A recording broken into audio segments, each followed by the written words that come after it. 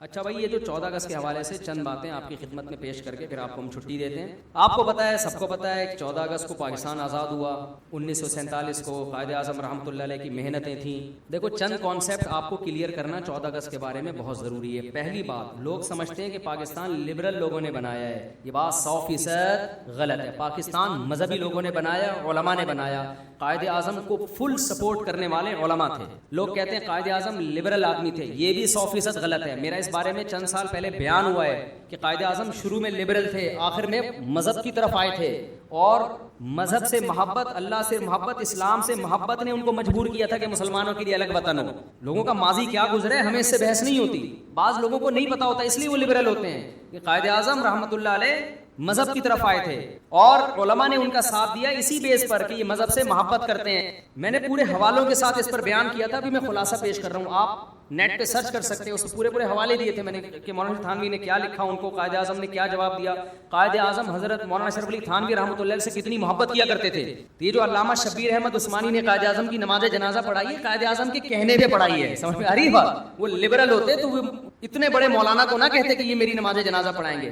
اتنا پروٹوکول قائد اعظم نے علماء کو دیا کہ پاکستان دونوں، جب مشرقی پاکستان اور مغربی پاکستان دونوں، بنگلہ دیش اور پاکستان دونوں کا جھنڈا مولویوں سے کہا ہے کہ لہرائیں گے. یہ سمجھ میں آ رہی ہے بات؟ یہ دونوں علماء تھے. ان کی قرآن سے محبت، آپ ان کی قائد اعظم کی ہسٹری اٹھا کے دیکھیں تو انہوں نے، اب چونکہ اس کے لیے ایک تگڑا وکیل چاہیے تھا علماء کو. علماء چونکہ دنیاوی تعلیم سے آشنا نہیں تھے تو وکیل چاہیے تھا، تو ایسا وکیل جو مذہب سے محبت کرے، ورنہ انگریز نہیں چاہتا. دیکھو، سب سے بڑی پتہ ہے کیا علامت ہے؟ باطل کے تیروں کا رخ دیکھا جاتا ہے نا کس طرف ہے. آپ اگر لندن کی لائبریریز میں جائیں گے نا، جو گئے ہیں انہوں نے بتایا ہے کہ مسلمانوں کے جتنے بھی ہیرو گزرے ہیں ان کا بڑا اچھا تذکرہ ہوتا ہے، جو جن کو ہیرو سمجھا جاتا ہے اگرچہ وہ ہیرو نہیں تھے.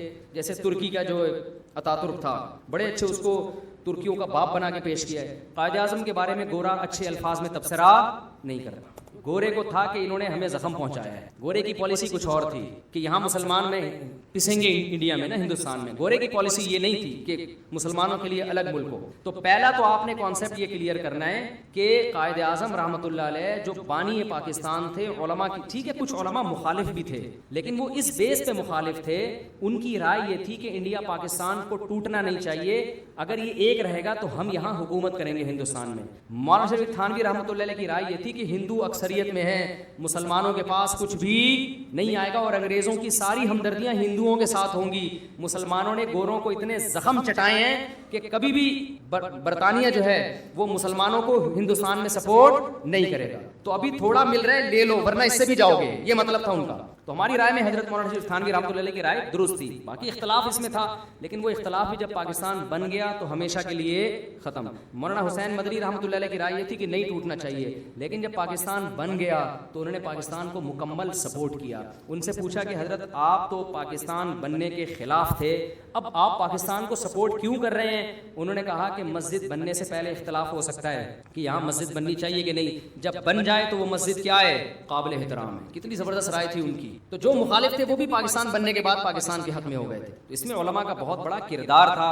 ایک کانسیپٹ یہ درست کریں آپ، سمجھ میں آ رہی بات؟ پہلا کانسیپٹ، قائد اعظم سیکولر نہیں تھے. یہ جو آج کل لوگ نا پاکستان کو سیکولر اسٹیٹ بنانا چاہتے ہیں، لہٰذا قائد اعظم کو بار بار سیکولر سیکولر سیکولر کہہ رہے، ثابت کر رہے ہوتے ہیں. نمبر 2، پاکستان بنانے میں علماء کا سب سے زیادہ کردار ہے، سب سے زیادہ سپورٹ کیا علماء نے. تیسری بات، لساطن اسلام کے نام پہ بنائے. سمجھ میں آ رہی ہے بات؟ چند سال پہلے پاکستان میں اس طرح کی تحریکیں چلنا شروع ہوئی تھی کہ پاکستان ایک سیکولر کنٹری ہے، پاکستان کے آئین میں جو لکھا ہوا ہے کہ قرآن و سنت کے خلاف کوئی قانون نہیں بنے گا، اس کو ہٹوانا چاہیے. میں نے خود بیان سنا، چیف آف آرمی کا اس وقت غالباً راحیل تھے، انہوں نے بیان کیا کہ پاکستان میں یہ جو کانسیپٹ ہے نا کہ اسلامی کنٹری ہے، یہ پاکستان سے ختم کرنا ممکن نہیں. بڑا خاندانی بیان کیا تھا انہوں نے. اس لیے کہ میں اب آپ کو اپنے الفاظ میں ڈیفائن کرتا ہوں. اگر پاکستان میں آئین میں یہ نکال دیا جائے نا کہ یہ اسلامی نہیں ہے، قرآن و سنت اور اللہ کے تصور کو نکال دیں تو پاکستان ایک سیکولر اسٹیٹ بن جائے گا. تو انڈیا بھی سیکولر اسٹیٹ ہے یا نہیں ہے؟ کہنے کی حد تک ہے یا نہیں ہے؟ تو پھر انڈیا بین الاقوامی عدالت میں جا سکتا ہے کہ ہمارے کنٹری کو 2 حصوں میں توڑا گیا تھا اسلام کے نام پہ، جب یہ سیکولر اسٹیٹ ہے تو اب اس کو الگ وجود باقی رکھنے کا اس کے پاس جواز کیا ہو گیا؟ ختم. تو پاکستان ایک ایسا اسلامی کنٹری ہے کہ اس کے پاس اسلام کو ختم کرنے کا آپشن کیا ہو گیا. تو خاندانی ہونے کی علامت ہے یا نہیں ہے؟ کیا کریں یار, اردو میں تو اتنا ہی سمجھا سکتا ہوں. یعنی پاکستان ایسا خاندانی اسلامی ریاست ہے کہ اسلام سے پیچھے ہٹنے کا آپشن اس کے پاس ہے ہی نہیں. یہ اپنے وجود کو ختم کر دے گا اگر یہ سیکولر اسٹیٹ بن گیا. تو یہ تو ہمارے لیے فخر کی بات ہے.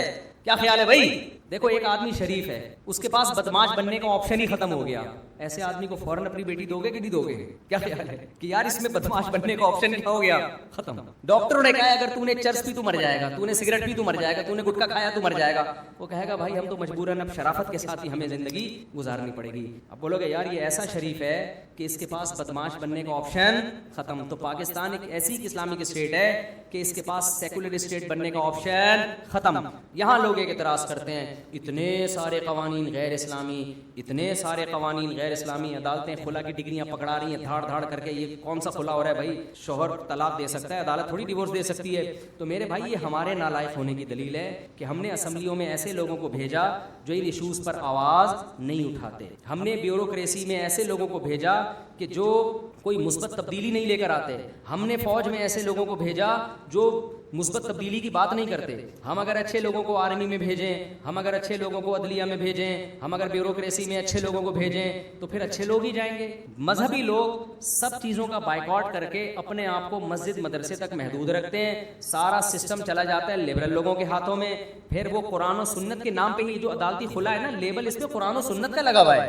عدالت قرآنی آیتیں پڑھ پڑھ کے خلا کی ڈگری دے رہی ہوتی ہے. وَإِنْ خِفْتُمْ أَلَّا يُقِيمَا حُدُودَ اللَّهِ, یہ سورہ بقرہ کی آیتیں لکھی ہوئی ہوتی ہیں خلا پہ کہ حدود اللہ پہ چونکہ ایکچولی قائم نہیں رہ سکتے لہذا میں ان کو طلاق دے رہا ہوں. ابے قائم نہیں رہ سکتے تو کہاں سے طلاق دے رہا ہے؟ تو لیبل سب قرآن و سنت ہی لگا ہوا ہے. ایک صاحب نے مجھے کہا نا کہ وہ جنہوں نے قل اللہ غلط پڑھی تھی, کون تھے وہ؟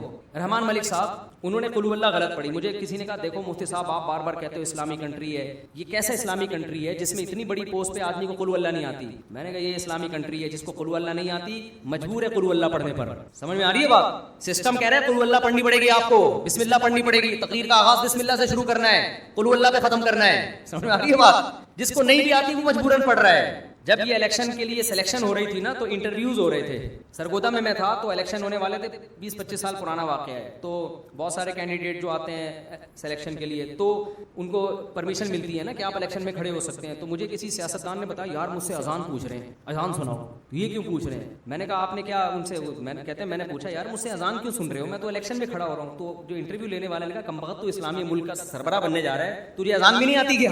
تو شکر ہے دعائے قنوت نہیں پوچھی ورنہ کسی کی بھی سلیکشن نہیں ہوگی. تو اذان کا کیوں پوچھ رہا ہے, کلمے کا کیوں پوچھ رہا ہے؟ اس لیے کہ کم بخت تھوڑا سا تو شو کرنا کہ تو مسلمان ہے, کچھ تو بتا. آگے پھر یہ پوچھ لے کہ فجر کی اذان اور ظہر میں فرق کیا ہے, یہ تو پھر بہت ہی مشکل ہو جائے گا. تو پاکستان اسلامی کنٹری ہے, تھا اور انشاءاللہ رہے گا. باقی امپلیمنٹ اس لیے نہیں ہو رہا کہ جو بندے آگے جا رہے ہیں وہ چاہتے ہی نہیں ہیں. تو صحیح بندے جائیں گے تو قانون آپ کا ساتھ دے گا, لبرل لوگوں کا ساتھ نہیں دے گا.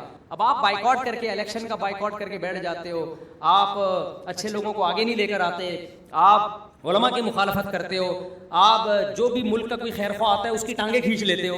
تو یہ ساری چیزیں جب آپ کے اندر ہوں گی تو اس میں آپ ہی ٹھیک نہیں ہو. تو اللہ نے تو قرآن میں کہہ دیا واضح لفظوں میں, 2 جگہ قرآن میں آتا ہے ان اللہ لا یغیر ما بقوم حتی یغیروا ما بانفسہم. اللہ کہتے ہیں جو قوم اپنی حالت خود تبدیل نہیں کرتی ہم اس کی حالت تبدیل نہیں کرتے. چینجنگ چینجر کے بغیر نہیں ہو سکتی. نیوٹن نے بھی ارشاد فرمایا دامت برکاتہم, چینجر کے بغیر چینجنگ نہیں ہو سکتی. تو چینجر ہم لوگ ہیں, تو تمیز سے چینجنگ کریں. اسکول بنائیں, ایسے اسکول جن میں ایجوکیشن ہائی لیول کی ہو اور ماحول اسلامی ہو.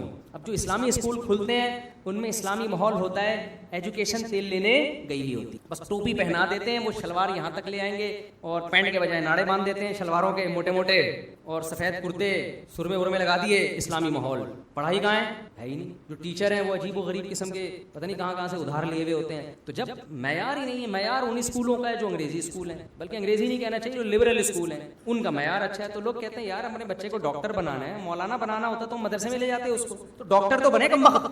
تو معیاری ہیں کچھ بہت تھوڑے ہیں. تو آپ لوگوں سے میں کہتا ہوں اسکولوں کا جال بچھا دو, ایسے معیاری خاندانی اسکولوں کہ لوگ کہیں یار ہمارا بچہ یہاں پڑھے گا, نماز کا پابندی ہوگا, ماں باپ کا احترام بھی سیکھے گا, اور بہترین اسکالر بن کے نکلے گا, وہ بہترین ڈاکٹر بن کے نکلے گا, بہترین سائنٹسٹ بن کے نکلے گا, بہترین جج بن کے نکلے گا, آرمی کا بہترین آفیسر بنے گا یہ فیوچر میں. تو یہ ساری چیزیں ہم کر سکتے ہیں, لیکن ہم اس پر سوچنے کے لیے تیار بولو نہیں, اور جو کرتا ہے تو اس کی ٹانگیں کھینچنا شروع کر دیتے ہیں, نہ اچھا خود کرتے ہیں نہ کسی اور کو کرنے دیتے ہیں. یہ مارکیٹ میں چل رہا ہے. ہمیں انقلاب پتہ ہے کیسے چاہیے؟ اڑا دو, کنٹینر لا کے اسلام آباد بند کر دو, اس طرح ہمیں انقلاب چاہیے. روڈ بلاک کر دو, دھماکے کرو, حکومت کے خلاف فوج کو برا کہو, عدلیہ کو برا کہو. ایک صاحب نے لاہور سے مجھے فون کیا کہ لاہور کے جج نے اتنا غلط فیصلہ کیا اسلام کے اگینسٹ, آپ اس جج کے خلاف تقریر کریں. میں نے کہا میں جج کے خلاف تقریر کروں گا, اگلی تقریر کے میں قابل نہیں رہوں گا, توہین عدالت کا کیس چلے گا, مارکیٹ سے میں شارٹ ہو جاؤں گا, بس وہ میری آخری تقریر ہوگی اور عوام پہ اثر کچھ بھی نہیں ہوگا. اس کے بعد مارکیٹ سے شارٹ, اور آپ بھی مجھے جیل میں ملنے کے لیے نہیں آئیں گے کہ مفتی صاحب نے حق بولا تھا, چلو میں مفتی صاحب سے ملنے کے لیے آؤں, کوئی بھی نہیں پوچھے گا. کہہ رہے پھر کیا ہوگا, پھر کیا کریں؟ میں نے کہا آپ کے بچے کتنے ہیں؟ کہہ رہے میرے 3 بیٹے ہیں. میں نے کہا آپ تینوں کو کے بارے میں فیصلہ کرو, میں ان کو پاکستان میں سپریم کورٹ کا جج بناؤں گا تینوں کو, اور ابھی سے ان کی ٹریننگ شروع کرو, انسان کا بچہ بناؤ, مذہب سے محبت سکھاؤ. میں نے کہا جب یہ سپریم کورٹ کے تینوں میں سے ایک تو کامیاب ہو جائے گا نا, سپریم کے نہیں تو ہائی کورٹ کے تو بن ہی جائیں گے. پھر میں نے کہا یہ انشاءاللہ غلط فیصلہ نہیں کریں گے. تو تبدیلی آ سکتی ہے لیکن تمیز سے. وہ تمیز مارکیٹ سے کیا ہے؟ شارٹ. ہم چاہ رہے ہیں ایک دم سے یوں الٹ جائے سارا سسٹم. اور اچھا لوگ اسی مولوی کو کہتے ہیں جو فوج کو گالیاں دے رہا ہو, عدالتوں کو گالیاں دے رہا ہو, حکمرانوں کو گالیاں دے رہا ہو, کہہ رہے ہیں حق پرست آدمی ہے. وہ بھائی ہے تو کریں کیا؟ اول تو ضروری نہیں حق پرست ہو, بہت سی باتیں غلط الزام بھی لگ رہے ہوتے ہیں, لیکن کیا کر رہا ہے یہ گالیاں دے کے؟ رزلٹ کیا نکل رہا ہے؟ رزلٹ زیرو ہے, کوئی فائدہ نہیں ہونے والا. کام کرو کام, سمجھتے ہو؟ تو پاکستان اسلامی کنٹری ہے, اگر اس میں غیر اسلامی چیزیں تو میرے اور آپ کی وجہ سے ہیں. ہم انسان کے بچے بن جائیں, مثبت تبدیلی لائیں تو یہ ساری چیزیں کیا ہو جائیں گی؟ سیٹ ہو جائیں گی. ملک ہمارے ساتھ ہے, قانون لا ہمیں سپورٹ کر رہا ہے. میں اسلام آباد یونیورسٹی گیا تھا پاکستانی لا پڑھنے کے لیے, تو جو ہم نے لا پڑھا سنا وہ سارے پروفیسر یونیورسٹی کے یہی کہہ رہے تھے کہ پاکستان کا آئین مولویوں کو سپورٹ کر رہا ہے. آئین کس کو سپورٹ کر رہا ہے؟ مکمل علماء کو سپورٹ کر رہا ہے. علماء آگے آنے کے لیے تیار نہیں ہے. سپورٹ مکمل ہمیں آئین, ہم تیار ہی نہیں ہے تمیز سے, جو ایک پروسیس ہے اس سے. تو اس کے لیے آپ کو دین کا علم بھی حاصل کرنا ہے, دنیا کی نالج بھی آپ کو حاصل کرنی ہے. انقلاب تو میرے بھائی اسی دونوں نالج سے آتا ہے. اچھا, ایک تو کانسیپٹ کیا ہو گیا, قائد اعظم کیا تھے؟ مذہب سے محبت کرنے والے. نمبر 2, پاکستان بنانے میں سب سے بڑا کردار کس کا ہے؟ علماء کا کردار ہے. تیسرا, جو علماء مخالف بھی تھے نا وہ بھی آخر میں ساتھ ہو گئے تھے. یہ تیسرا نمبر مستقل یاد کریں, کیونکہ میڈیا پہ یہ اچھالا جاتا ہے فلاں مولوی مخالف. تو بھائی تو مخالف تھے, رائے کا اختلاف تھا, بعد میں تو سپورٹ کیا انہوں نے. چوتھے نمبر پہ پاکستان میں جو آپ تبدیلی لانا چاہتے ہو تو کیسے لاؤ گے تبدیلی؟ ایجوکیشن سسٹم کو صحیح کر کے, اپنے ہاتھ میں لو سسٹم, اور ایسے رجال یہ جو ادارے یہ کام کر رہے ہیں ان کو سپورٹ کرو. پانچواں, آپ کو یہ کانسیپٹ پاکستان کے بارے میں اس یوم آزادی کے موقع پہ یہ ضروری ہے, پاکستان کی ویلیو اور اہمیت. ہمارے ہاں بہت سے لوگ اپنے ملک سے محبت نہیں کرتے کیونکہ ان کی نظر میں پاکستان کی ایز اے ریاست ویلیو نہیں ہے. وہ حکمرانوں کی نالائکیاں ریاست کے کھاتے میں ڈالتے ہیں, کہتے ہیں اس ملک میں کیا فائدہ جب ڈالر اتنا مہنگا جا رہا ہے اور آپ ٹیشو پیپر سے نچوڑ کے اپنی بائک میں پیٹرول ڈال رہے ہو, اور جو CD70 خرید کے پیٹرول کی ٹینکی بھر رہا ہے اس کو لوگ ٹینکی فل ہونے پر مبارکباد پیش کر رہے ہیں. کیسا ملک, کیسا ملک. میرے بھائی آپ کو اچھا نہیں لگتا, جو دنیا میں اسلام دشمن قوتیں ان کو کھٹکتا سب سے زیادہ کون ہے؟ پاکستان. وہ کہتے ہیں بھوکے ننگے ہو کے بھی ہمارے لیے کباب میں سب سے بڑی ہڈی کیا ہے؟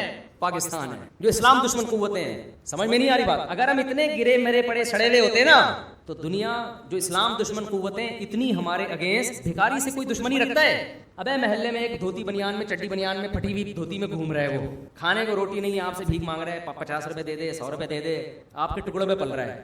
لوگ کہتے ہیں بھائی اس سے ذرا ہوشیار رہنا, اس سے دشمنی نہ کرنا, اس سے بنا کے رکھنا, اس کو محلے سے بھگا دو. کہتے ہیں بھائی یہ 2 ٹکے کا آدمی میرا کیا بگاڑ لے گا؟ آپ کہو گے نا میں دشمنی اپنے جیسے سے کروں نا. تو ہمارا امیج دنیا میں بھکاری, IMF سے قرضے, ڈالر یہ جا رہا ہے وہ جا رہا ہے, اس کی بیس پر ہم یہ سمجھتے ہیں بھکاری لٹے پٹے لوگ ہیں, ہم سے کوئی بھی نہیں ڈرتا, کسی کی نظر میں ہماری ویلیو نہیں. لیکن جب آپ اسلام دشمن قوتوں سے پوچھو گے وہ کہیں گے یار ہم نے لیبیا کو کھڈے لائن لگا دیا, سمجھ رہے ہیں, ابھر رہا تھا, ہم نے کھڈے لائن, بولنے پر گورنمنٹ نے پابندی لگائی ہے, لیبیا ابھر رہا تھا, کھڈے لائن لگا دیا. عراق نے تھوڑی سی بدماشی دکھائی, صدام حسین نے ذرا پاور بنائی, کھڈے لائن بولو لگا. شام میں حالات خراب کر دیے, جہاں جہاں کوئی تھوڑا سا اسٹرانگ کنٹری نظر آیا نا وہاں انہوں نے بیڑا غرق کر دیا. پاکستان کو سب سے زیادہ فوکس کیا انہوں نے, باہر سے بھی لڑائی, اندر سے بھی کتنے ٹکڑے, کتنے دھماکے, ادھر سے دھماکے, ادھر سے دھماکے.